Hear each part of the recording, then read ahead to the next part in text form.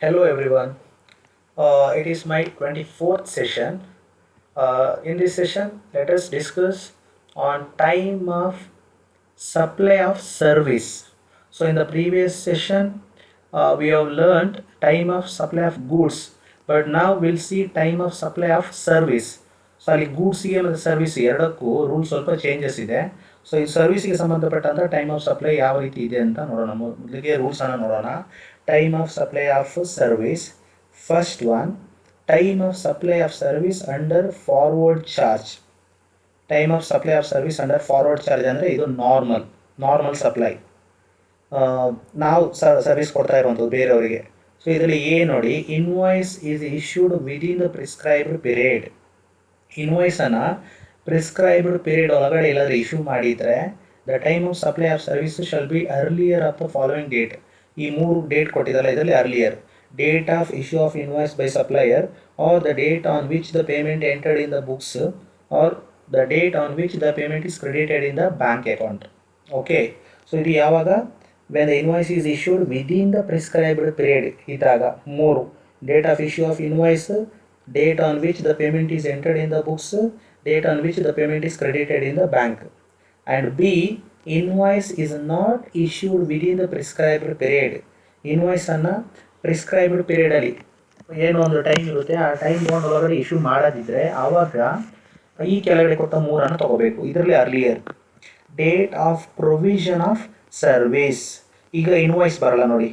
Date of provision of service, ಯಾವ ಡೇಟಿಗೆ service ಕೊಟ್ಟಿದ್ದು, ಆಮೇಲೆ date on which the payment is entered in the same, ಅದು again third one same, date on which the payment is credited in the bank. So note ನೋಡಿ, ಇಲ್ಲಿ prescribed period for issue of invoice by the supplier of service shall be 30 days of the date of supply of service.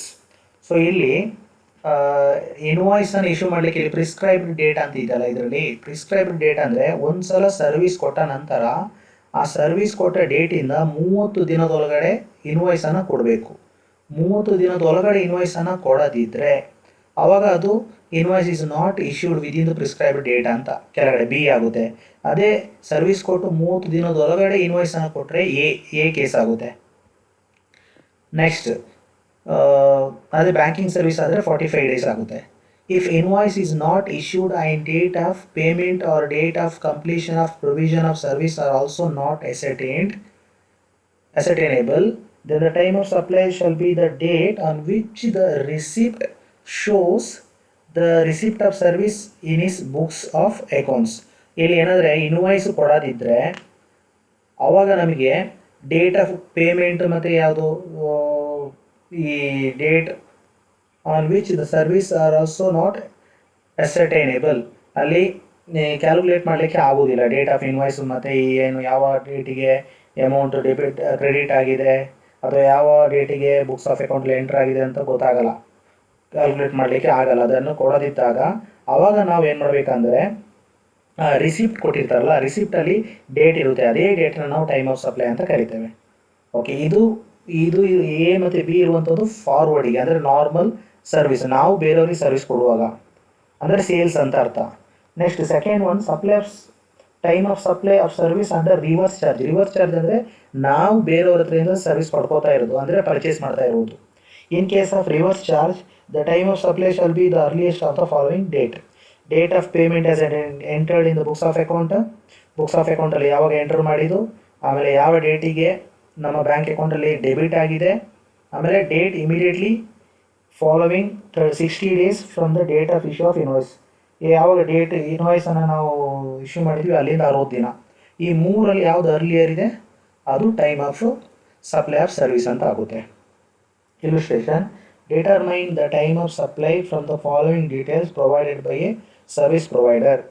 So time of supply ಕೇಳಿದೆ ನೋಡಿ, ಇಲ್ಲಿ determine the time of supply from the following detail provided by a service provider. ಇದು service provider ಅಂದರೆ normal ನಾವು ಕೊಡ್ತಾ ಇದ್ದೀವಿ.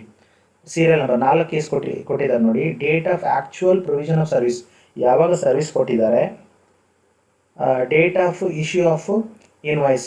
So ಇಲ್ಲಿ A ಮತ್ತು ಬಿ ನೋಡ್ಕೋಬೇಕು ನೀವು. ಇಲ್ಲಿ ಕ್ವಶನಲ್ಲಿ ನೋಡಿ, ಇದು ರೂಲ್ಸ್. ಈಗ ಫಸ್ಟ್ ಒನ್ಲಿ ಎ ಯಾವುದು, invoice is issued within the prescribed period. 30 ದಿನದೊಳಗಡೆ ಇನ್ವಾಯ್ಸ್ ಇಶ್ಯೂ ಆಗಿರಬೇಕು. ಯಾವಾಗಿಂದ 30 ದಿನ ಸರ್ವಿಸ್ ಕೊಡ್ತಾನಲ್ಲ, ಡೇಟ್ ಆಫ್ ಸರ್ವಿಸ್ ಪ್ರೊವೈಡಿಂಗ್, ಆ ಡೇಟಿಂದ 30 ದಿನದೊಳಗಡೆ ಇನ್ವಾಯ್ಸ್ ಇಶ್ಯೂ ಆಗಿರಬೇಕು. ಆವಾಗ ಫಸ್ಟ್ ಕೇಸ್. ಎಲ್ಲಾದರೆ ಇನ್ವಾಯ್ಸ್ 30 ದಿನದೊಳಗಡೆ ಇಶ್ಯೂ ಆಗದಿದ್ದರೆ ಸೆಕೆಂಡ್ ಕೇಸ್. ಈಗ ಫಸ್ಟಿಗೆ ಅದು ನೋಡ್ಕೊಬಿಡುವ ನಾವು.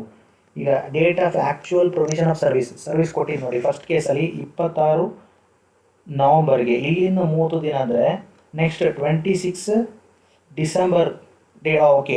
ಇಲ್ಲಿ ಏನಾಗ್ಬಿಟ್ಟಿದೆ ಅಂದರೆ, ಇಲ್ಲಿ ನೋಡಿ ಸರ್ವಿಸ್ ಕೊಟ್ಟಿದ್ದು 26 ನವಂಬರ್ಗೆ, but date of issue of invoice ಇವನು ಮೊದಲೇ ಕೊಟ್ಬಿಟ್ಟಿದ್ದಾನೆ. ಯಾವಾಗ? 16 ನವಂಬರ್ಗೇನೆ. ನಮಗೆ ಬೇಕಾಗಿದ್ದು ಇಲ್ಲಿಂದ 30 ಡೇಸ್ ಲೆಕ್ಕ. ಓಕೆ, 26 ನವಂಬರಿಂದ 30 ಡೇಸ್ ಮುಂದಕ್ಕೆ. ಸೊ ಇಲ್ಲಿ ಆಲ್ರೆಡಿ ಇವನು ಸರ್ವಿಸ್ಗಿಂತ ಮುಂಚೆ ಇನ್ವಾಯ್ಸನ್ನು ಕೊಟ್ಬಿಟ್ಟಿದ್ದಾನೆ 16th ನವಂಬರ್. ಹಾಗಾಗಿ ಫಸ್ಟ್ ಕೇಸ್ ಇದು. ಡೇಟ್ ಆಫ್ ಎಲ್ಲಿ ಏನು ಫಸ್ಟ್ ಯಾವುದು? Date of issue of invoice, ಇದನ್ನೇ ತೊಗೋಬೇಕು. ಬಿ ನೋಡಿ, ಸರ್ವಿಸ್ ಕೊಟ್ಟ ಡೇಟ್ 20th ನವಂಬರ್. ಇನ್ವಾಯ್ಸ್ ಇಲ್ಲಿಂದ 30 ದಿನದೊಳಗಡೆ ಕೊಟ್ಟಿರಬೇಕು. 20th ನವಂಬರ್, ಆ ಕಡೆ 30th December.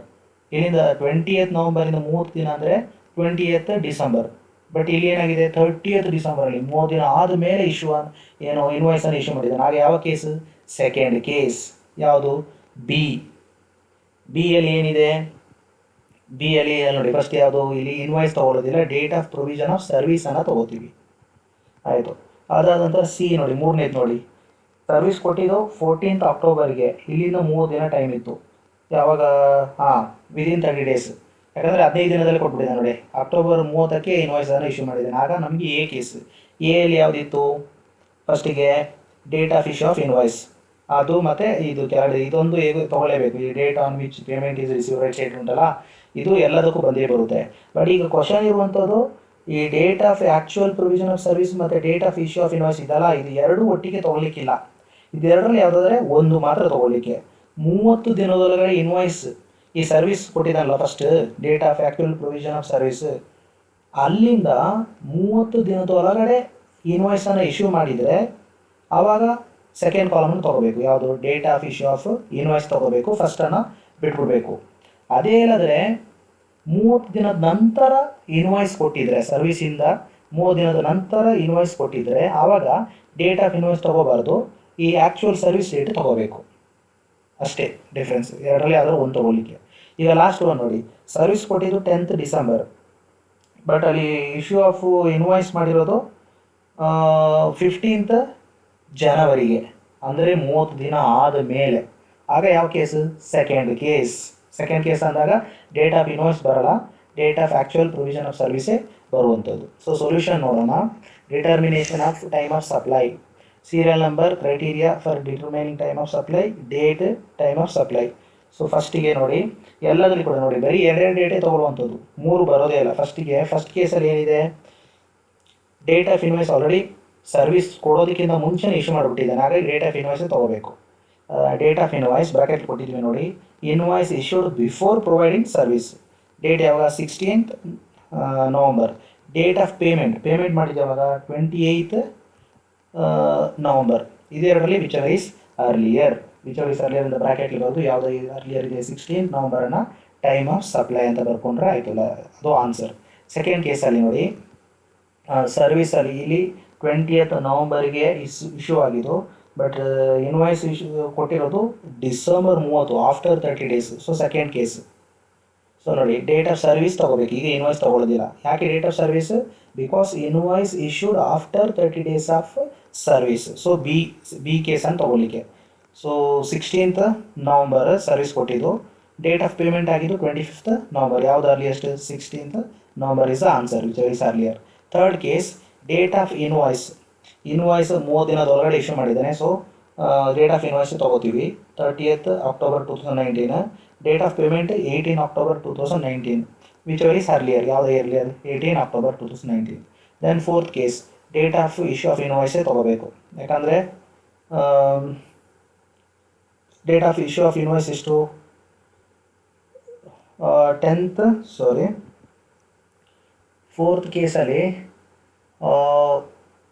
Invoice issue date of actual provision of service ಕೊಟ್ಟಿದ್ದು 10th ಡಿಸೆಂಬರ್ಗೆ.